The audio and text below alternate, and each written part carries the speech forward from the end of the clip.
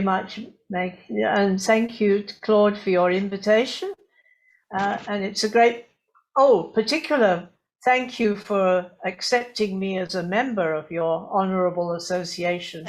I'm looking forward to participating in some more events, and you're doing great work. I'm very proud to be associated with you. So there's the title of my slide, and I'm going to ask you, Maggie, I think you've got the script, so you know where I'm going to move on. Yes. Yeah. We'll just leave it on the second slide then. For more than 2 years, there's been no significant diplomatic meetings between Australia and China's imposed trade sanctions on us. We have 2 citizens in long-term detention in China. Our Prime Minister and the Minister for Defence have warned us of war, and last week Scott Morrison rejected the new ambassador's request for a meeting. So it seems that official relations have reached rock bottom. On the other hand, China continues to power our economy as well as a large part of world trade. Our exports to China rose by over 20% last financial year, bringing our two-way trade to a record high. China calls itself Zhongguo, which means the Middle Kingdom. Does it still have some kind of centrifugal power that pulls us in towards it? Shortly, we're going to start an election campaign in which defense and security, in the face of alleged Chinese aggression, are going to be key issues, even though the China policies of both parties are fundamentally the same. It's strange because foreign relations haven't been a real election issue since the days of the Cold War. So we have to ask, why are they now? Rather than summarize the events and issues that led up to the present standoff and suggest possible solutions, which was the topic I covered in the last address I gave for the Victorian branch of Pax Christi, I'm going to try and answer the question tonight by reflecting on the ideology, the thinking behind China's foreign policy, and the particular role of its paramount leader, Xi Jinping. And finally, I'm going to draw some lessons for the management of relations from a historical encounter between Georgian England and the Qing Manchu Chinese Empire. You probably all know Noel Coward's witty play, Private Lives, in which there are 2 characters, Elliot and Amanda, discussing Elliot's world trip. And Amanda says, "China must be very interesting." To which Elliot replies, "Very big, China." And in fact, that's about the extent of a lot of people's understanding of China. It is very big. It's nearly the same size as the whole of Europe. And it's the most populous country in the world, 1.4 billion in 2020. The crowds can be overwhelming, but numbers are not the whole story about China.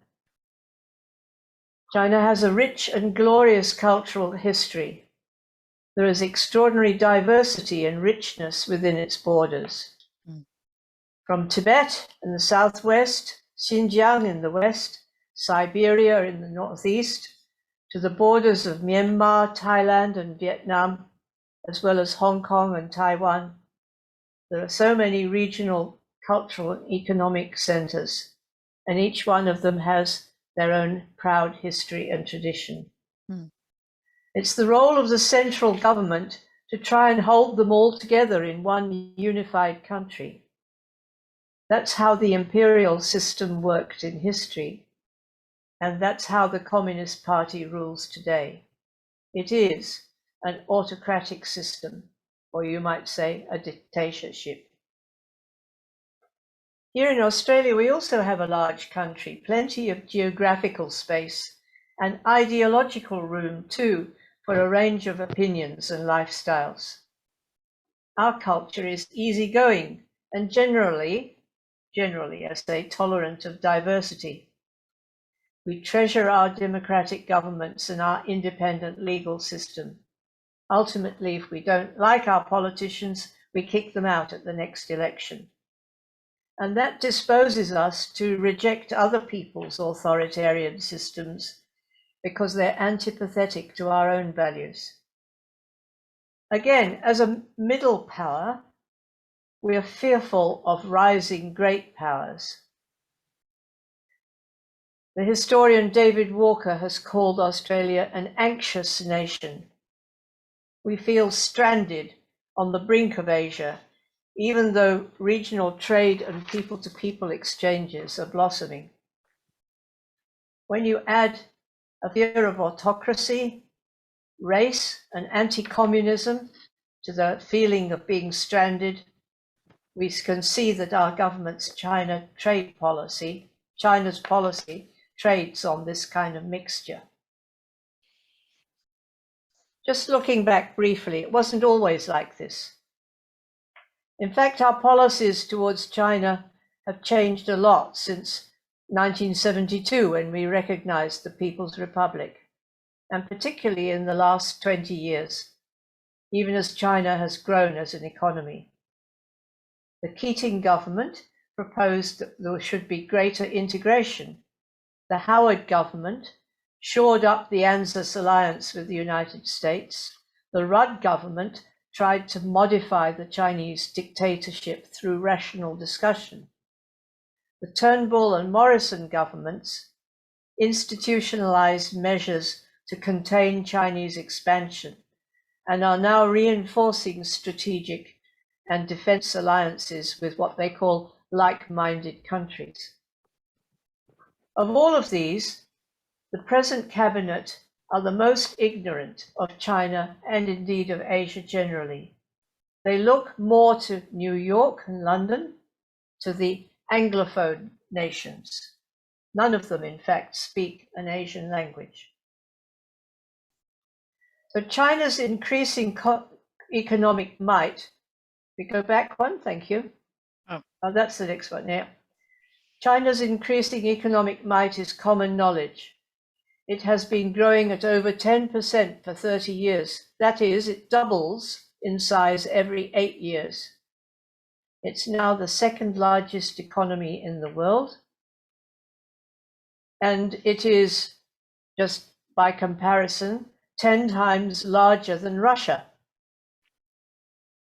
While the GDP in the US has been falling since the beginning of the COVID pandemic, China has continued to grow, even though more slowly, and it is still predicted to overtake the US by the end of this decade.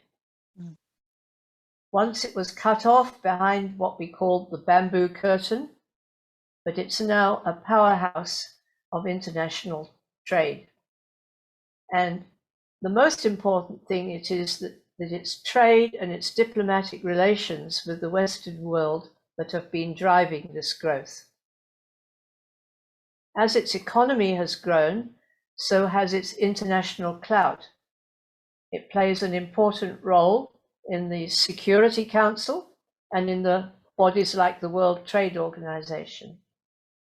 Its stated policy is the maintenance of peace and stability to provide an environment in which trade and domestic growth can continue. It doesn't seek world domination, although it does use its power to bring about changes that will be favorable to its domestic and international interests.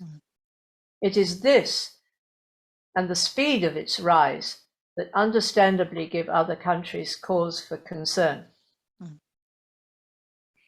Now, all countries' foreign policies derive from three things. There's the international context, there's the government ideology, and there are the personalities and beliefs of political leaders. In the case of China, all three are important, but particularly the last one. All the official policies are shaped and promoted by the man who is the president, the general secretary of the Communist Party, and the chairman of the Central Military Commission, Xi Jinping. So I'd just like to spend a little time assessing what kind of person he is, because the way he thinks obviously is going to affect China's foreign policy. So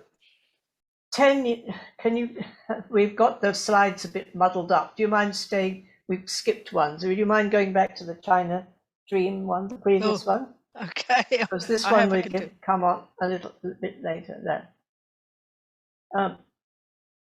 10 years ago, soon after his election, she coined this slogan, the China Dream, or the Chinese Dream, to describe his plans for national development. It's a phrase that's often linked with another one, the Great Revival of the Chinese nation. In 2017, the Party Central Committee decided that what they called Xi Jinping thought should be written into the party constitution.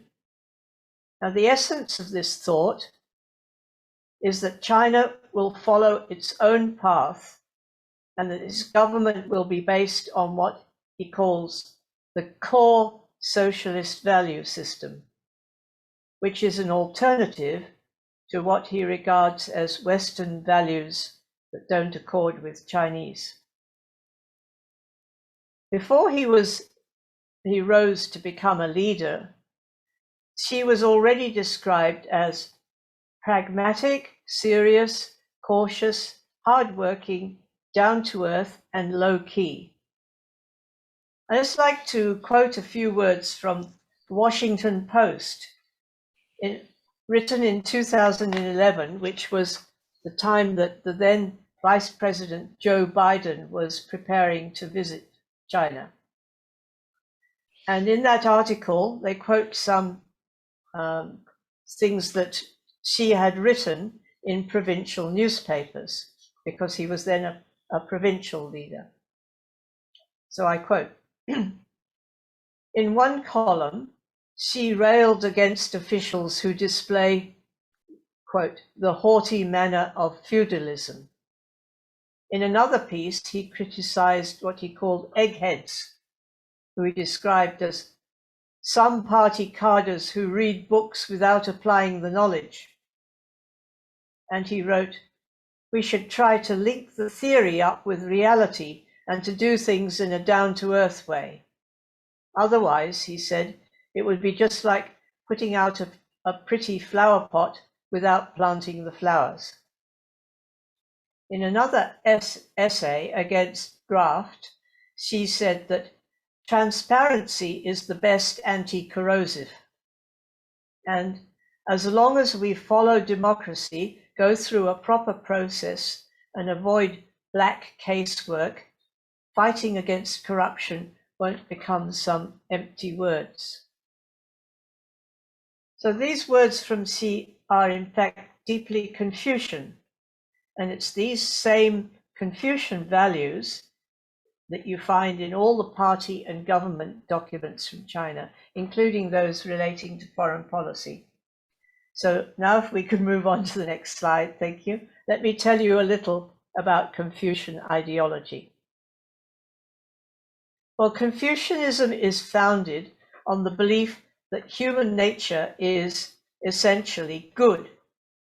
It teaches, do as you would be done by, or in Chinese, literally, do not do to others what you do not want them to do to you. Bad behavior is blamed on the lack of proper education and self-understanding. If the environment is good, then behavior will naturally be righteous. To illustrate this, for instance, there is one well-known legend which tells how the widowed mother of one of Confucius' disciples, Mencius, moved house 3 times to avoid bad environmental influences on her son so that he would mature to become a good and wise person. Confucianism teaches that righteousness and moral standards are ordained by heaven. In historical times, the emperor, the son of heaven, was responsible for the care of all his people. If each person reciprocated and extended the same care to others, then the empire would enjoy the favor of heaven, and peace and justice would prevail. If the emperor was corrupt or immoral, environmental disasters and social unrest would follow. What happened in the natural world mirrored what happened in society. So an ideal world would have harmonious relations between people and ecological balance. A quotation which you've read by now, the master said, that's Confucius said, if you govern with the power of your virtue, you will be like the North Star, which stays in place while the other stars position themselves around it. It's this kind of thinking that explains why China calls itself the Middle Kingdom, and why, to my mind, Xi Jinping believes in a kind of centrifugal force in international relations. Confucianism isn't a missionary doctrine. It doesn't seek to convert non-believers by force, but it emphasizes balance and harmony that create the right environment for right thinking. Of course, there's more than an element of self-righteousness in this kind of thinking. But in Xi Jinping thought, the China dream, it means that China should resume its rightful place in the world at the center. That rightful place, of course, depends on good government at home as well as abroad. Evidently, most people in China are happy with their economic situation at the moment and with their improving living standards. They appreciate the government crackdown on corruption. They accept a high degree of social control, trading the loss of personal freedom for greater security. And they generally accept that a strong central government is needed to keep the vast state together. They are proud of their country's achievements in technology, in sport, in culture. At the same time, they also fret about increasing restrictions on international travel, on internet access, and censorship of news and entertainment. The economy isn't growing as fast as it used to. The stock market has crashed since Russia invaded Ukraine. COVID has broken out again, threatening the government's zero COVID policy. Ethnic minorities like the Uyghurs are being persecuted. While Xi Jinping is generally well regarded, many people are not happy about him being president for life. So there is a distinct lack of balance and harmony now at the center of the Middle Kingdom, and this disharmony extends outwards. A real weakness of the Confucian worldview is that it emphasizes this kind of personal righteousness rather than a system, institutional justice. It glosses over legal protections for human rights and that might exist with an independent judiciary, and it enshrines the moral authority of political leaders, both in China and abroad. It leads to a kind of imperious haughtiness and the assumption of superiority in international discourse, and that prejudices real dialogue with Australia and other countries. Not surprisingly, countries with different value systems react very poorly to this attitude, and they resist China's centrifugal pull. The United States no longer sees China as a collaborator. but rather as a competitor and a threat to its global supremacy. The US, of course, has the economic and military clout to challenge if they wish to. Most of China's regional neighbors would also like to tame the dragon. Vietnam, for instance. But they know that they could never win in an outright struggle, and they don't want relations to descend into hostility. So that raises the question of why Australia, as I said, a middle power with limited ability to defend ourselves or to seal off our economy from the rest of the world, would want to poke the dragon in its lair. How should we encounter China, the Middle Kingdom, whose economy is 4 times greater than ours, whose military budget is 7 times larger, and a country with such overwhelming self-confidence? Well, I think we can draw a lesson from history. So the next slide, thank you.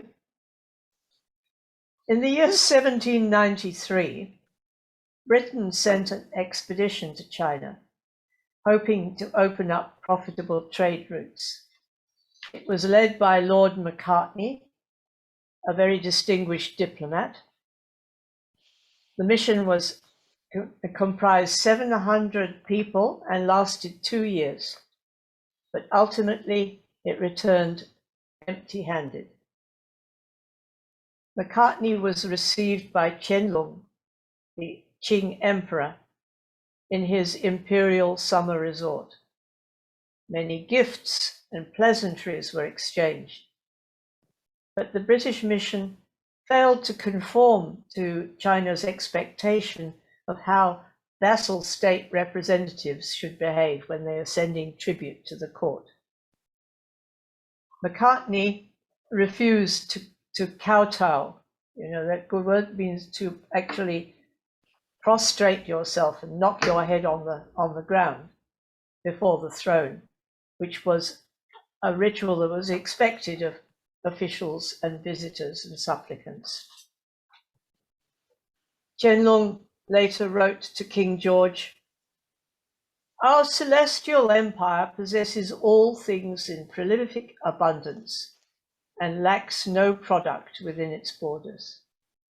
There is therefore no need to import the manufactures of outside barbarians in exchange for our own produce." Now, Qianlong was intelligent, and in many ways he was the ideal Confucian ruler. He presided over a strong government and an empire with a thriving economy. In his engagement with Britain, he assumed that China's preeminence would last. But in fact, after his death, the state declined with growing corruption and internal problems.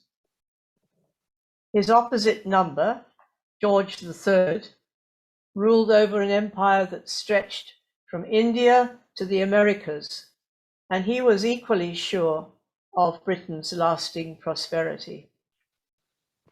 But again, that apparent superiority masked underlying problems, including wars with France and America and the iniquities of the slave trade. If only the Macartney mission had been successful, it would have benefited both sides. Because it failed, China was later defeated in the Opium Wars, and finally the Qing dynasty collapsed. If only Macartney had been more diplomatic. Why did he refuse to kowtow? If only Qianlong had been more gracious in welcoming the delegation. So much later war and misery could have been averted. So we want to look carefully at the reasons why this mission failed. A well-known French historian, Alain Peyrefitte, who studied the Macartney mission, observed that the collision of the two civilizations, the British and the Chinese, was chiefly due to both countries considering themselves to be the center of the world. He wrote, and I quote, Every people is ethnocentric. The Gur Indians of central Brazil wept when the ethnologists Kurt Unkel left their lands, because they did not believe that he could survive if separated from the only people who led lives worth living, that is, themselves.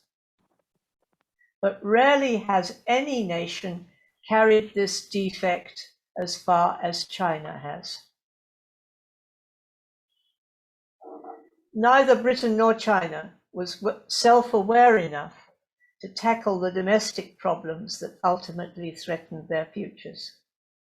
Unfortunately, each side believed that it was favored by heaven and regarded the other one as barbaric and inferior. So I hope you follow me. The parallels, I think, with the present are clear. Xi Jinping is confident in the strength of China's economy and in its moral rectitude. He takes a long-term view. He waits in the expectation that we will come back into China's orbit. And our own government is also confident that it's morally superior, that we're a democracy, and that we have powerful allies on which we can rely to rein in China's expansion. So to sum up, I would like to show you a cartoon. It's actually was originally published in The Guardian in 2015 by the cartoonist Tom Gold, but I think it's still very relevant today. And to me, the moral of this cartoon is that those of us who care deeply about peace and international understanding should take care to cherish open hearts and minds in interfacing with others, that we should be realistic about ourselves and slow to reach judgment.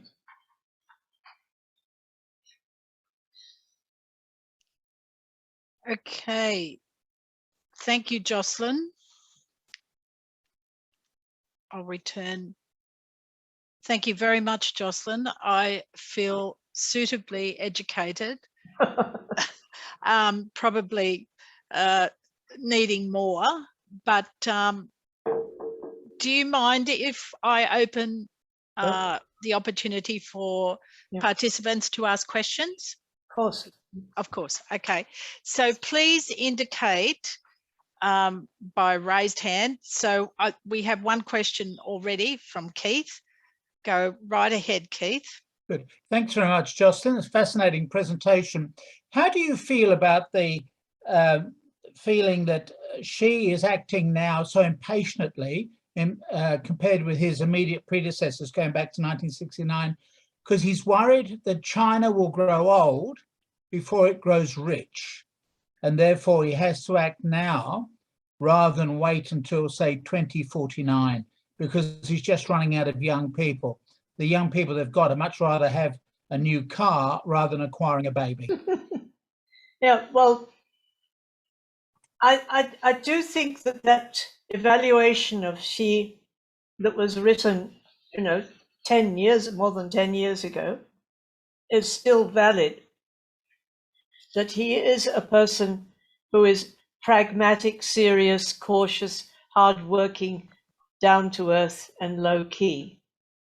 And I think that when he,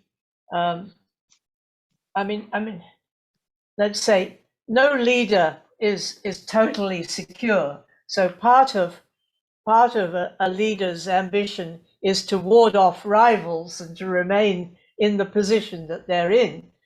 But he also realizes that if he's going to do that, then he's going to make real achievements.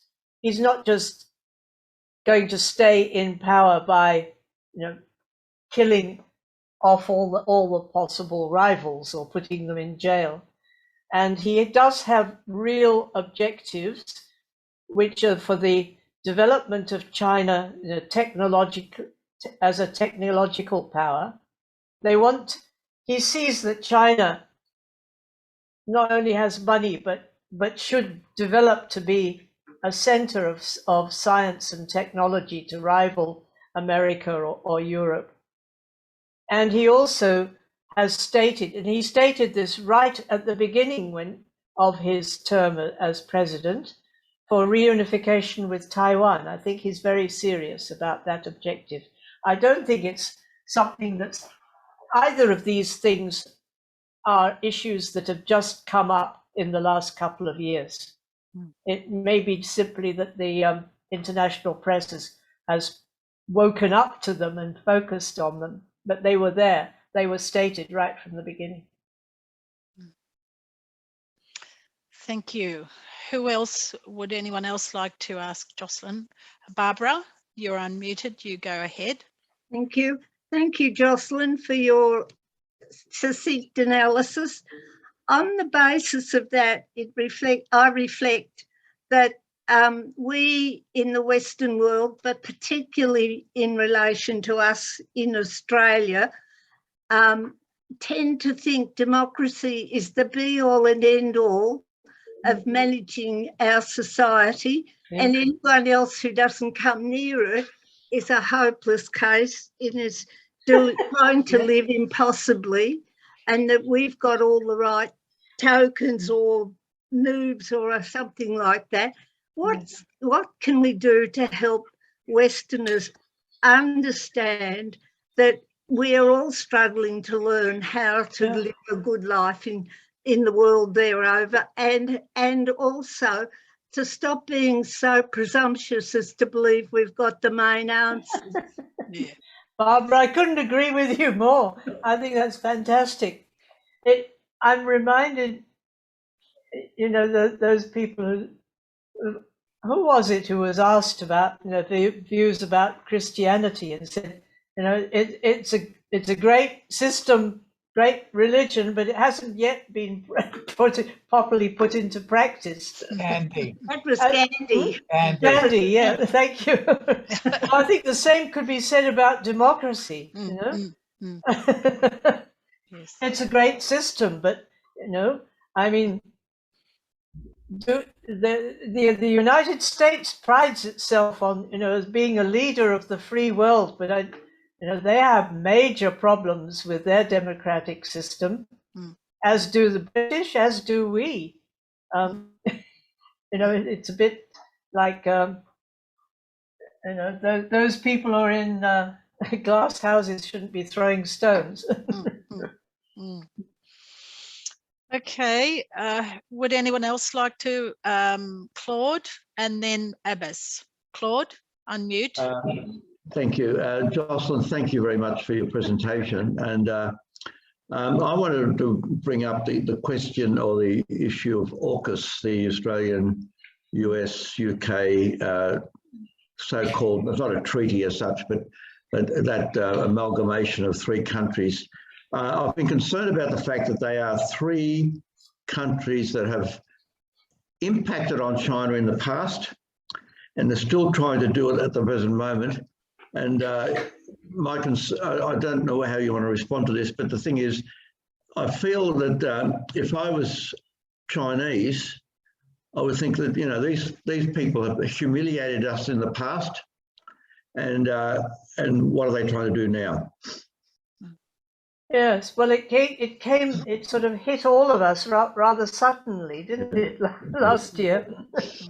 I presume it was cooked up when Scott Morrison was visiting Britain, and he had that walk on the Cornish beach with Boris Johnson, and I think the Brits have been feeling a bit abandoned and anxious since leaving the European Union, and they probably and I'm sure they are attracted by the idea of becoming more prominent in East Asia, developing greater links here, and of course by the prospect of participating in military sales and of technology and so on.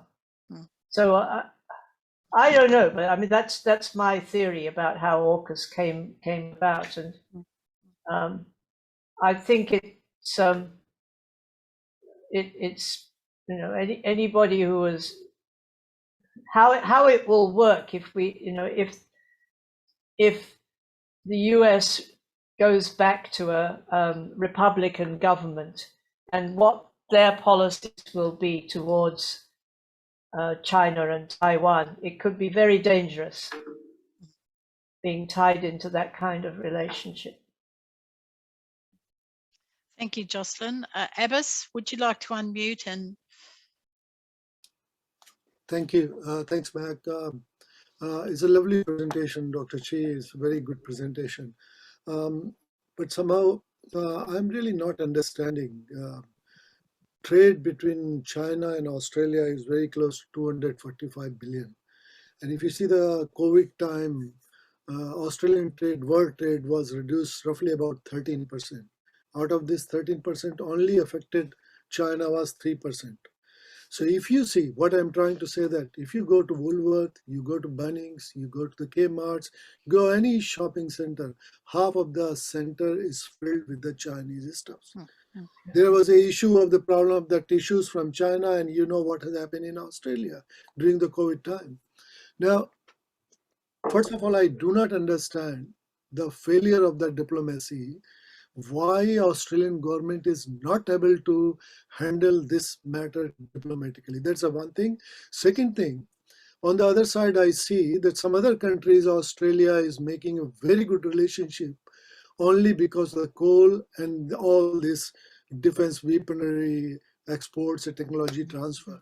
And they are making them as very good friend and signing the pact with them, when in these countries, the pastor, Australian pastor, Graham Stewart, was brutally killed, where the philosophy of some of the people like, Mahatma Gandhi is removed nowadays. Absolutely. People are taking it out day by day.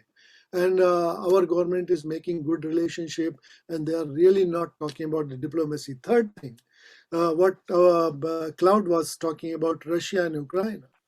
The same thing is that everybody in the world is not happy what Russia is doing there.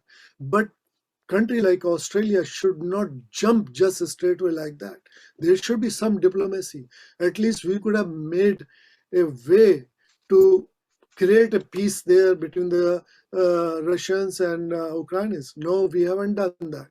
We just jump our queue and signing the straightway our impact with the US and other things. I really can't understand. So how do you explain what should be the diplomacy of the ruling party after this election? What direction they should think in? Because in my opinion, why I'm asking such a question, if we make a bad relationship with China, in my opinion, Australia cannot survive for 1.5 years period of time. And I'm talking in terms of the calculated figures. Because we are totally dependent about their products. Thank you. Very wise words. Thank you very much. I really appreciate those points you've raised. Maybe we could meet some other time for a more extended talk, because to answer all of those sufficiently, I think would take more time than we have this evening. I'll just make a couple of points. One is that I used to work in the Department of Foreign Affairs and Trade, and I find it very interesting these days, if I have the chance to talk to some of the, let's say, the desk officers, not the top, not the those people who are secretary, deputy secretary, but those who are actually doing work on China or India or whatever issue it is, trade. And I find that they are well informed and frustrated at the same time. Because what has happened, unfortunately, in Canberra is that the Department of Foreign Affairs and Trade has been downgraded. Its budget is cut progressively year by year, and it is not listened to by our political leaders. The current secretary of the Department of Foreign Affairs was appointed from the army, has no diplomatic experience. And in fact, the people who have influence, if anybody has influence with the government, are in the Department of Defense and in the security agencies. And who are their best friends overseas? Who do they talk to when they talk to their international colleagues? They're all people in Washington. There was a time when Australia had an independent foreign policy. I'm afraid we don't have one anymore. I'm sorry, I really feel quite distressed when I think about these things. Yes. Would anyone else like to? I'm just wondering, Jocelyn, what your take on Hong Kong. I mean, it seems like Hong Kong has, you know, behaved, or the young people have been, you know, silenced. What's the, you know, what is China going to, how will it deal with that? You know, the desires of the young people, and what do you think? Well, I do keep in touch with Hong Kong. The present chief executive is the most unpopular person in Hong Kong. In fact, apparently today she's announced that she's not standing for re-election because she knows how unpopular she is. Her name is Carrie Lam, but she's called various things, including by the English-speaking population, Curry Lam. That's an indication of her standing. And I think she has to bear a lot of the responsibility for the mess that Hong Kong has got itself into. The fact is, if you look back a few years, that Hong Kong became practically ungovernable because you had a system where half of the their equivalent of a parliament, it's not a democratic system. The Legislative Council, half were appointed and half were elected. And yet although the elected members virtually formed an opposition party, but they fought between themselves. They were not united. And in any case, because it wasn't a democratic system, they were constantly overruled. So their reaction to that was that some of the younger hotheads, they're not, I mean, protest is fine. Protest is actually allowed under the Hong Kong Basic Law.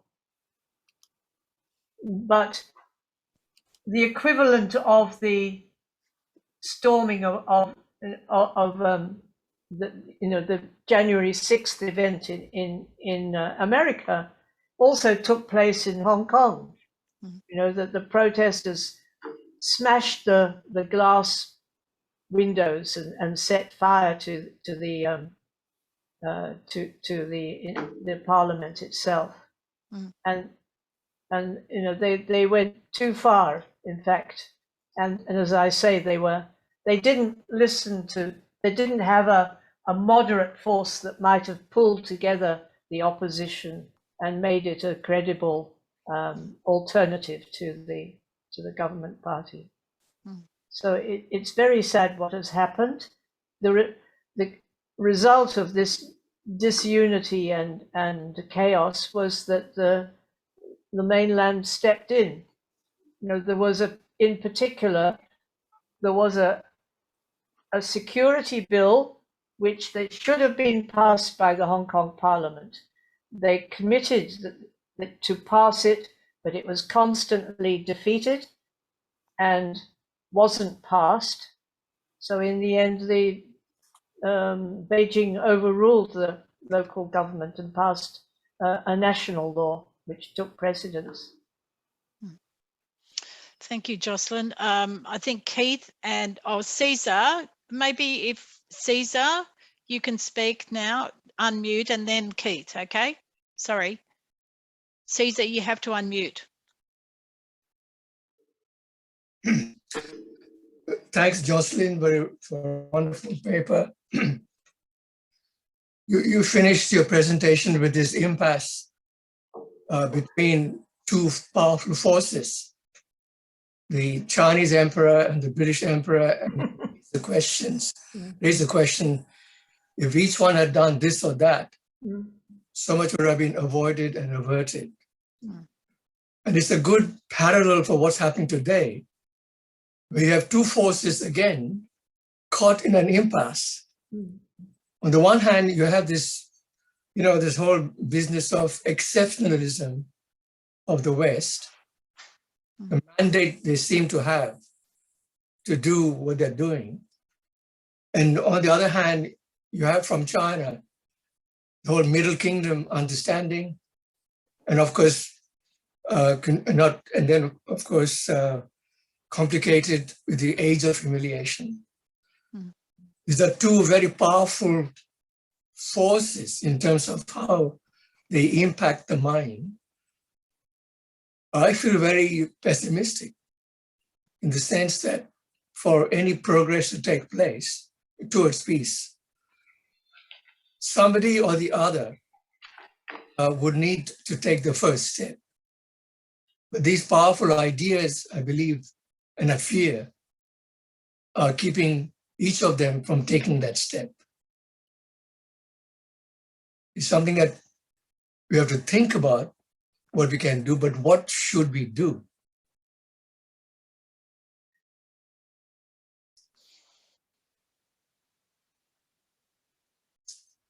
Yeah. Is that? Well, I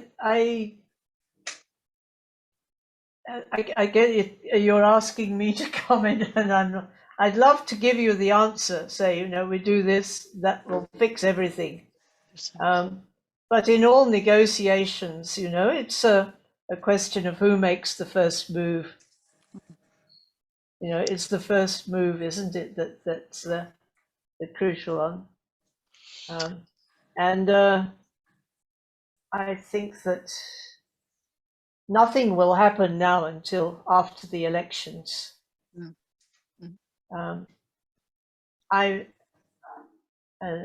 That's one thing. The second thing was, even without actually making a practical move, and I think when we spoke last time, I was suggesting that there were some practical things that we could do. I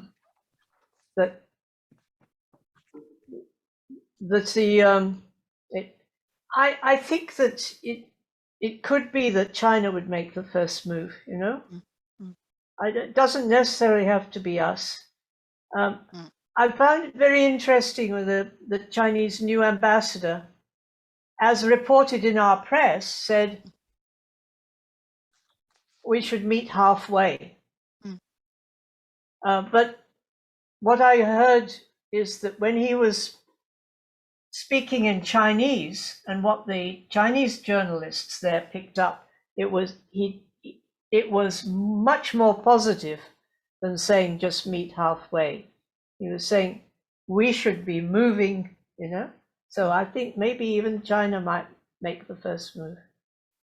Thank you, Jocelyn. I think we've got Keith now to ask a question, and I think we'll make that the last question. So I hope that's okay. So Keith, can you speak now? Thank you. Thank you. This is just a very quick question as a follow on to the reply you gave to the previous question, Jocelyn. noting that Carrie Lam has now said she's not going to run again on May the 6th or whenever. The reporting I've been doing today is speculating on John Lee. Yes, The that's chief what I saw, yes. Yeah, would you say that he's the most likely winner of that? And what does it mean, given his policing background? Yeah, well, the other name that was mentioned, CY Leung, also has a police background. So, I mean, Beijing is going to determine what happens in Hong Kong. Mm. They've lost so much of their autonomy now. Yeah. Mm. I don't think it will make much difference who's in charge. Mm. Right. Mm. Okay, Claude, can I ask you to thank Jocelyn? Now unmute and thank her. Jocelyn, I don't know where to start because I just feel overwhelmed by your presentation and so much what you said. I really appreciate your presence here and what you have shared with us. And one of the things that really captured me was at the very last paragraph of your presentation, where you talked about about the cartoon, is that those of us who care deeply about peace and international understanding should cherish open minds and hearts in the interface with others.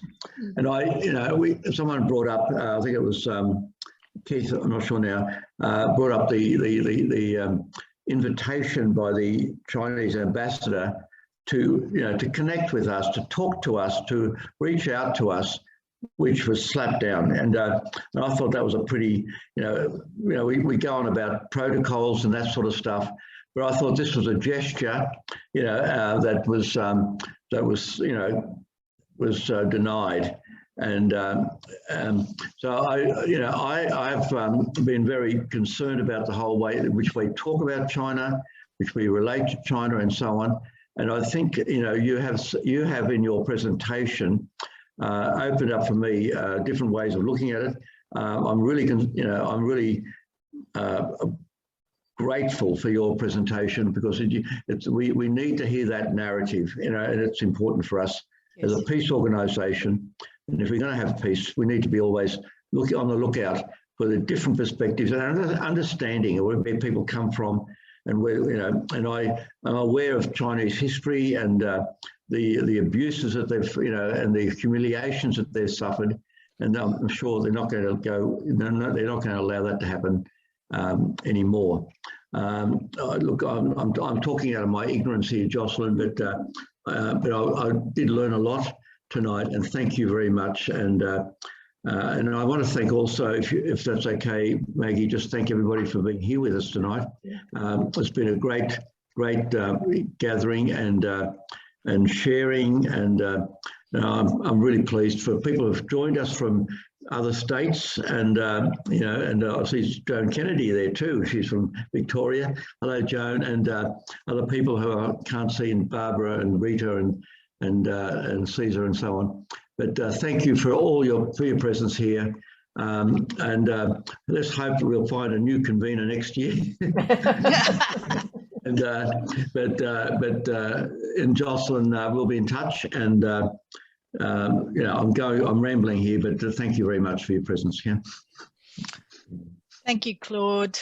I think that we will close the meeting now. So I thank you, as Claude said, thank you for participating and being present. And I think it was, I really valued your presentation, Jocelyn. Thank you. Thank you. Yes. Yeah. I will close the meeting now. Thank you. Thank you. Okay. Thank you, Maggie. Bye, everyone. Bye. Bye. Bye. Bye. Bye, everyone. Thank you very much. Good night. Bye-bye. Arrivederci. Huh? Arrivederci. Arrivederla. Nice to see you, Jack. You too. Take care. Yeah. Good night. Enjoy it. Good night. See you, Pat. Bye, Keith. Bye, Pearl. Good night.